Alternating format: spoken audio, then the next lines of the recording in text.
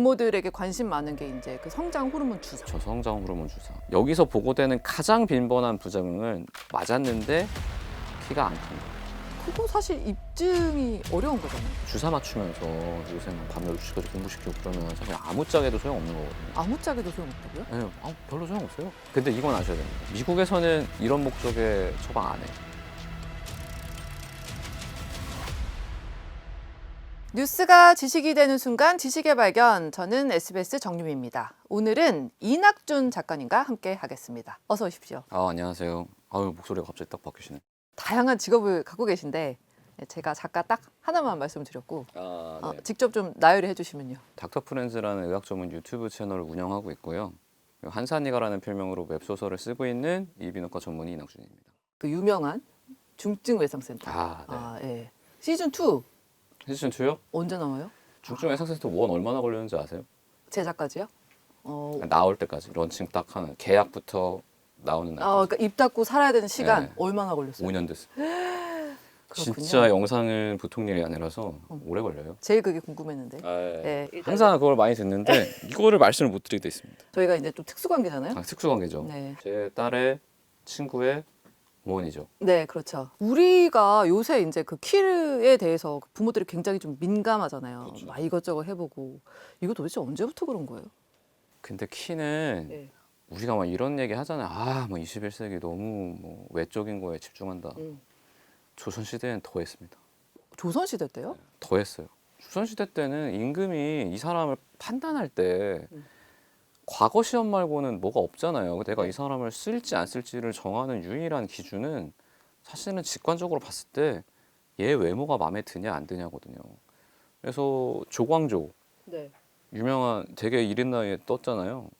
잘생겼다, 키가 크다 이런 묘사가 꼭 나옵니다. 그 외모에 그러니까 키도 상당한 비중을 엄청난 비중을 차지했죠. 이거는 동서고금을 막론하고 거의 그랬습니다. 왜냐하면 원시 시대 때도 높은 곳에 있는 걸 따려면 키가 커야 되고, 네. 그리고 사냥을 할 때도 키가 크다는 거는 체포면도 넓다는 거니까 완력에서도 차이가 나거든요. 그러니까 사냥에서도 키가 크면 유리해요. 키가 작아서 유리한 때는 빙하기 정도. 네. 먹을 게 네. 부족하면은 이제 적게 먹는 사람이 유리하니까. 키가 큰 거에 대한 선호도는 그냥 고대로부터 지금까지 꾸준히 이어졌다고 보시면 됩니다. 그러니까 옛날 사람들부터 키가 항상 크고 싶어 했다. 그렇죠. 그래서 요새 이제 그 어린이들, 이 아. 부모들에게 관심 많은 게 이제 그 성장 호르몬 주사. 저 성장 호르몬 주사. 요거 정말 많이 한다고. 이게 수치상으로도 나타나는 게 2024년에 이 성장 호르몬 이 실제 처방 건수랑 액수가 최고치 맞아요. 기록했다고 하더라고요. 25년 통계 나오면 25년이 최대치가 될 그렇겠죠. 겁니다. 저신장증이 아닌데, 아니면 성장 호르몬 결핍증이 아닌데, 그러니까 보험이 적용이 안 되는 경우에도 그냥 지금보다 더 키가 크기 위해서 성장 호르몬을 맞는 경우가 많죠. 지금은. 혹시 이거 부작용은 있습니다. 그러니까 성장 호르몬이 결핍인 상황이라고 진단을 받았어요. 그래서 그거를 보상하기 위해서 맞는 경우는 부작용이 훨씬 적죠. 왜냐면 부족한 거를 채워주는 거니까. 네. 근데 이 사람은 타고난 성장 호르몬의 캐파가 예를 들어서 이 정도인데 이거보다 더 키를 크게 하고 싶어서 성장 호르몬을 맞아요. 그럼 이 추가분에 대해서는 정상으로 채워주는 거에 비해서는 네. 조금 더 부작용이 있겠죠. 근데 여기서 보고되는 가장 빈번한 부작용은 맞았는데 키가 안 큰 거. 그게 그 이제 부작용이에요? 가장 큰 부작용이라고 보고를 하고요. 그 외에는 주사 부위의 통증, 그 다음에 이제 거기로 인해서 감염, 또는 아주 심각한 경우에는 이제 압력 같은 게 좀 올라갈 수 있어요. 두개내 압이라고 머리 안에 있는 압력이 좀 올라갈 수가 있습니다. 그럼 혹은 말단비대나 아니면 췌장염이나 이런 게 생길 수 있는데 이런 부작용은 상대적으로 좀 적긴 해요. 드문 부작용이긴 합니다. 이게 네. 만약에 흔했으면 의료 목적도 아니고 어떻게 보면 미용 목적인 건데 네. 이런 치료를 많이 하게 되진 않았겠죠, 사실. 근데 사실 부작용이 키가 그만큼 안 컸다는 건데 그거 사실 입증이 어려운 거잖아요. 원래 타겟이 한 6cm에서 7cm예요. 원래 예상 키에. 근데 이제 그러더라고요. 만약에 안 컸어. 맞아서 그나마 이렇게 큰 거다. 그렇게 마케팅을 하시죠. 그렇지만 사실은 맞기 전에 예상 키를 말해준단 말이에요. 예상 키 이 정도입니다. 근데 그거랑 똑같았어요. 그러면 맞았지만 소용이 없었다라고 해석하는 게 오히려 맞죠. 그 예상키를 이제 아이 그 뭐 이렇게 엑스레이 찍고 그렇게 해서 이제 예상을 한다는데 그게 대략 그래도 맞나 보죠? 이전에 우리가 알고 있던 아빠 키, 엄마 키 이렇게 더해가지고 하는 거는 정말 추정치인 거고 만약에 그게 맞다면 사실은 형제자매가 다 키가 똑같아야 되는데 그렇지 않잖아요. 이거에 대한 정확도는 사실은 경향을 보는 것뿐이고 네. 성장판을 찍는 거는 요새 높게 보고하는 데는 95%까지 보고합니다. 아, 정확도. 그래요? 네. 원리가 뭐예요? 그러니까 성장 호르몬 자체가 나오면은 네. 얘가 신호를 주는 거예요. 음. 키가 크라고. 근합성도 더 시키고 뼈합성도 시키고. 그래서 성인이 맞으면은 근육이 더 자랍니다. 그래서 그런 식으로 남용하는 경우도 있어요. 아, 어른들이요? 네, 어른들 근육을 키우는 목적으로? 네, 그 동화 그 스테로이드 맞는다 그러잖아요. 네네네. 거기에 성장 호르몬 같이 맞으면 이게 더 빨리 크기 때문에 그런 식으로 사용하는 경우도 있어요. 아, 어른은 키는 안 크지만 몸이 좀 네, 몸이 커지는. 커지고 근데 이제 말단비대증이라고 해서 손이랑 턱이 이렇게 커지죠. 그거 외에도 이제 뭐 암도 발생할 수 있고 네. 성인 같은 경우에는 더 심각한 부작용이 생기기 때문에 절대 하면 안 되는데 그런 작동을 하기 때문에 이제 키도 크는 거죠, 사실은. 어렸을 때는. 성장판이 열려 있으니까. 성장 호르몬 주사 비용도 되게 상당하더라고요. 용량에 따라 다릅니다. 우리 애가 키에 비해서 좀 체중이 많이 나가. 그런 부작용이 더 많습니다. 왜냐면 더 많이 맞아야 되잖아요. 성장 호르몬을. 그 체중에 맞춰서. 들어가는 절대량이 늘어나면 사실은 부작용이 더 늘어서 아 정말 꼭 맞추고 싶다라고 하면 살을 빼고 난 다음에 하는 게 부작용을 좀 줄일 수 있어요. 정상 체중으로 만들고. 조금 노력을 해가지고 만들고 하는 게 의학적으로는 안전해요. 아 근데 이건 아셔야 됩니다. 미국에서는 이런 목적에 처방 안 해요. 성장 호르몬 결핍이나 어떤 진단 면이 없이 예. 그냥 일반 키인데 더 크려고 맞는 거는 미국에서는 처방 안 합니다. 근데 사실 미국도 그 뭐 키 크고 싶어하는 욕구는 똑같을 텐데. 사실 미국이 더 커요. 근데 미국은 이거를 막아놨습니다, 법으로. 처방 안 돼요. 그러니까 정상적인 방법으로는 처방이 안 되고 네. 아예 비보험으로는 받을 수 있어요. 근데 미국은 그러면 가격이 엄청나게 뛰기 때문에 사실은 접근성이 떨어지는 거고 일반인한테는 나중에 그래서 보면은 키 크는 수술의 건수는 미국이 되게 많거든요. 그래서 지금 미국도 고민이 많습니다. 이거를 어떻게 할 것이냐. 막아놓은 데는 그만한 이유가 있었을 텐데. 그러니까 소아과학회에서는 당연히 이게 불필요한데 해가지고 합병증이 1%라고 쳐도 안 맞았으면 안 생길 거잖아요. 예. 근데 이거 우리가 인디케이션을 열어줘가지고 적응증을 열어줘서 한 10,000명 맞았어. 그럼 100명은 원래는 없어도 되는데 부작용을 겪은 거잖아요. 그러니까 그런 것들에 대해서는 지금 고민을 하고 있는 건데 우리나라는 딱히 그거에 대해서는 지금까지는 규제가 없는 상황입니다. 성장 호르몬 주사랑 약간 다른데 좀 비슷하게 우리가 생각되는 게 이제 성조숙증 억제제 주사. 성조숙증이 있다는 거는 사실은 실제로 2차 성징이 빠르게 나타난다는 거고 그것 때문에 얘가 지금은 또래보다 크더라도 최종적인 키가 원래 도달할 수 있는 키보다 그러니까 유전적으로 도달할 수 있다고 여겨지는 키보다 작게 나오는 거예요. 그러니까 네. 이거는 이 아이의 상황이 아니고 이 아이한테 발생한 질환입니다. 그래서 이게 질환으로 이제 인정이 돼서 건강보험 적용이 되는 네, 거죠. 적용이 돼서 이제 치료를 받는 거죠. 2차 성징을 억제하는 거죠. 음. 여기서 오해가 좀 있는데 이거 맞으면 그럼 2차 성징이 안 되는 건가요? 이런 말씀도 많이 하시는데 주사 치료하다가 이제 소아과에서 아 이제는 정상적으로 사춘기 나이가 됐으니까 우리 주사 덜 안 맞아도 되겠습니다라고 하면은 사춘기 시작됩니다. 이것 때문에 나중에 뭐가 문제가 생기거나 그러진 않아요. 2차 성징의 시작을 좀 지연시키는? 그렇죠. 지연시키는 거죠. 왜냐하면 2차 성징이 나타난다는 거는 예를 들어서 9살이에요. 네. 다른 애들 다 애기야. 근데 얘만 지금 성조증 와서 2차 성징이 되고 있어.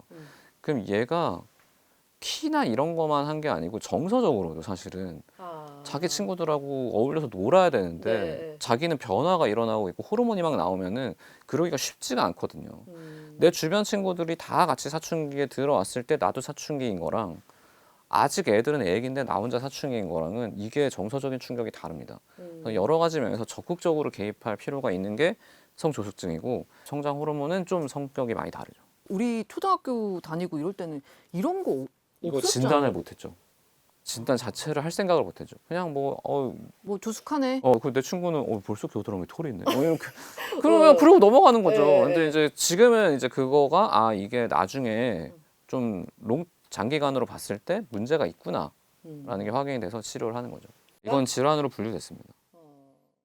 그러니까 원래는 사실 키 크는 목적으로 맞던 주사는 아닌데 지금 네. 부모들이 약간 좀 선택처럼. 사실은 성장 호르몬도 처음에 네. 원래 그냥 일반인한테 맞추려고 한 게 아니고 이제 성장 호르몬이 결핍됐거나 이런 환자들한테 이제 놓으려고 시작을 한 거죠. 1950년대에 시작이 됐는데 그때는 이걸 합성할 능력이 없어서 죽은 사람의 뇌하수체에서 뽑아서 주사를 했거든요.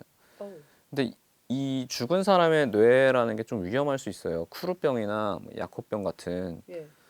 이렇게 한때 뭐 프리온 디지즈라고 해가지고 엄청 했었잖아요. 근데 이 주사로 인해서 발생하는 경우도 있었어서 그때는 뭐 성행하지 못했고 그냥 이런 방법도 있다 정도였고 이제 나중에 합성이 되면서 좀 보편화됐죠. 아, 그 성장 호르몬도 또 그런 역사가 있군요. 네, 처음에는 있는 건 아는데 만들 수가 없으니까 음. 부족하니까 채워주고 싶다. 단순하게 생각해서 이제 죽은 사람한테 뽑아서 줬는데 그랬더니 이제 예측하지 못했던 되게 심각한 병이 생기는 거죠. 그래서 이제 좀 중지가 됐다가 합성이 되면서 다시 활성화되고 지금은 이제 원래 생각했던 방법이 아닌 약간 네. 다른 용례가 아닌 다른 용례로도 지금 쓰이고 있는 거죠. 성장 호르몬 주사 이 맞을 수 있는 약간 마지노선 나이 같은 게 있어요? 아, 그럼요, 있죠.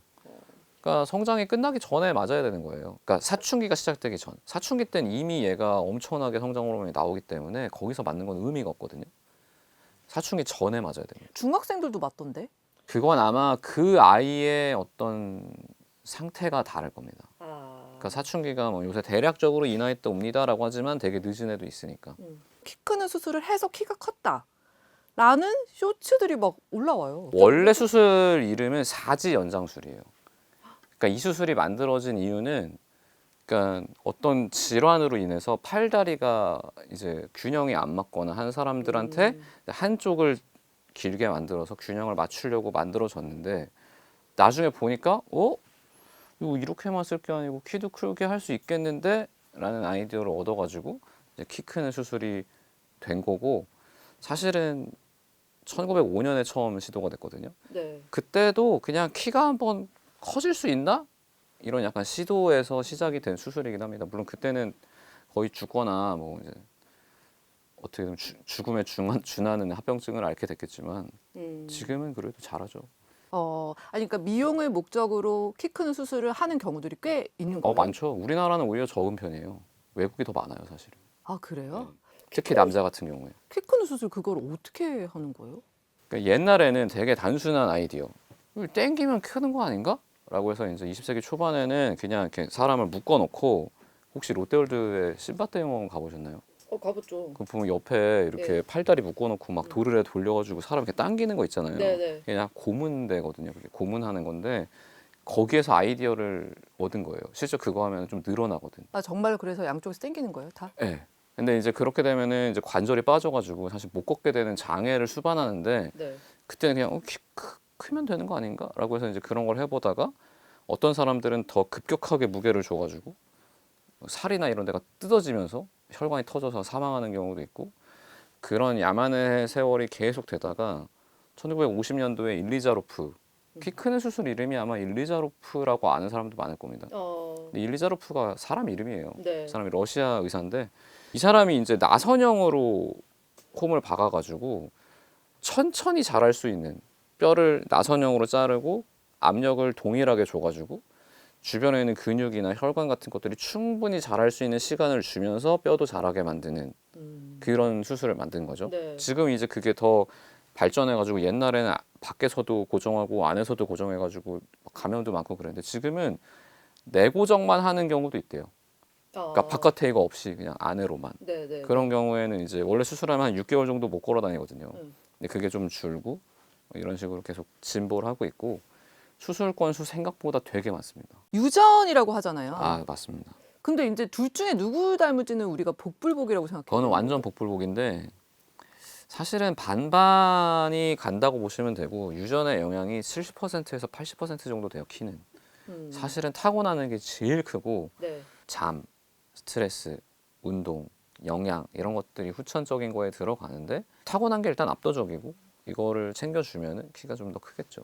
그러니까 타고난 건 뭐 어떻게 할 수가 없으니까 부모가 할 수 있는 노력은 여기에 있겠죠. 지금 부모들 굉장히 고민 많을 거거든요. 내 아이 맞힐까 말까. 아, 네. 근데 사실은 그거 말고 해볼 수 있는 것들을 해본 다음에 하는 것도 좋죠. 그러니까 뭐 주사 맞추면서 요새 막 밤 12시까지 공부시키고 그러면 사실 아무짝에도 소용없는 거거든요. 왜냐면 성장 호르몬이 작동하는 시간이 밤 10시부터 새벽 2시인데 아무짝에도 소용없다고요? 예, 별로 소용없어요. 아, 그래요? 그러니까 원래 정상적으로 나오는 시간에는 수면을 취하고 있어야 되거든요. 그러니까 애는 애답게 좀 낮에 놀고 네. 에너지를 뺀 다음에 밤에 자야 좀 잘 큽니다. 그런 의미에서 좀 일찍 자고 일찍 일어나는 게 오히려 좀 훨씬 유리하죠. 애한테는. 그 진부한 얘기가 정말 통하는군요. 아, 너무 통합니다. 왜냐면 이게 아직 우리 인간은 여전히 우리의 유전자는 옛날 원시인 때랑 똑같아요. 그냥 똑같습니다. 고대인이랑 우리랑 똑같아요. 거기에 사이클이 맞춰져 있는데 우리가 막 전등도 있고 이러니까 밤늦게 네. 자고 하는 거지. 그렇게 되면은 일단 우리 몸이 거기에 맞춰져 있질 않기 때문에 망가지게 되어 있어요. 그리고 이제 영양 잘 고려해서 밥을 먹이고 그다음에 운동이 진짜 중요하죠, 사실. 예를 들면 그러니까 요새는 신경 안 쓰면 애들이 운동을 안 하는 시대가 돼버렸잖아요. 돈 주고 운동해야 돼요. 그쵸.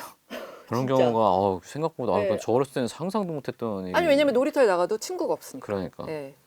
어찌됐건 근데 뭐 아빠가 있으면 좀 놀아주는 것도 뭐 자전거도 같이 탄다든지 아빠 역할. 아니면 뭐 캐치볼이라도 한다든지 네. 일부러 좀 이상한 데 던져가지고 뛰어갔다 오게 하고 뭐 어. 그런 거 하면은 좀 확실히 도움이 되죠. 그런 것들 해보고 그랬는데도 안 돼. 근데 우리 키가 작아서 얘도 작을 것 같아.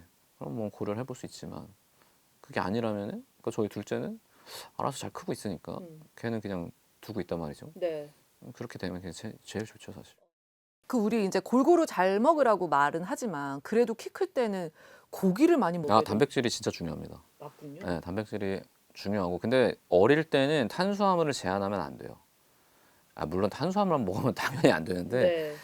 어른 식단처럼 탄수화물을 막 줄이면서 단백질을 먹는 것보다는 탄수화물도 있어야 됩니다. 왜냐면 활동하는 것도 있고 기초 대사량 자체가 높거든요, 얘네가. 성장할 때도 탄수화물이 쓰이기 때문에 네. 충분히 먹으면서 단백질을 좀 챙겨주면은 훨씬 성장에 유리하죠. 평소 자세는 어때요, 애들? 이렇게 약간 꼿꼿하게 앉아 있으면 조금 그래도 1cm라도 도움이 될까요? 사실 그 자세 자체가 키가 큰다는 보고는 사실 없어요. 만약에 막 주사 맞추고 싶어요. 근데 애가 자세가 이상해. 한번 검사 받아보시는 게 좋습니다. 만약에 척추가 약간 휘어 있는 측만증이 있는데 성장 호르몬 맞으면 이게 더 심해지거든요. 그래서 그런 그것도 거는 되게 좋은 하기 전에 얘기네요. 진단 중요해요. 받아야 됩니다.